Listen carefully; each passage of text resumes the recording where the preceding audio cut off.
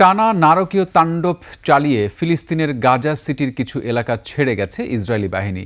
এখন একে একে বের হচ্ছে সংঘটিত গণহত্যার ভয়াবহ চিত্র।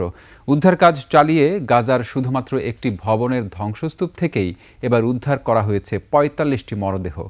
এদিকে টানা বৃষ্টিতে বিপর্যস্ত গাজায় ডুবেছে হাসপাতাল, ভেসে গেছে হাজারো আশ্রয়কেন্দ্র।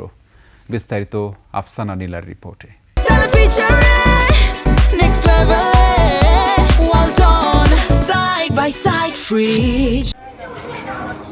দুই বছরেরও বেশি সময় ধরে গাজায় চলছে ইসরায়েলের ধারাবাহিক হামলা। নির্বিচার বোমা হামলায় উপত্যকার অধিকাংশ আবাসিক ভবন ধসে গেছে। সম্প্রতি বিভিন্ন এলাকা থেকে ইসরায়েলি সেনারা সরে যাওয়ায় ধ্বংসস্তূপগুলোর নিচে আটকে পড়া মানুষদের উদ্ধারের কাজ শুরু হয়েছে।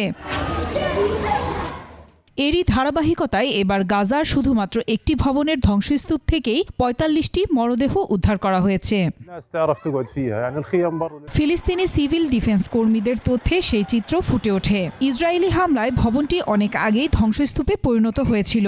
ধ্বংসস্তূপের নিচে চাপা পড়া পরিবারের এক সদস্য দাবি করেন, পরিবারের সব সদস্যদের মরদেহ উদ্ধার করে যথাযথভাবে দাফন করা হোক। উদ্ধারকর্মীরা জানান, বড় ও শক্তিশালী খননযন্ত্র থাকলে উদ্ধার কাজ আরও দ্রুত করা যেত।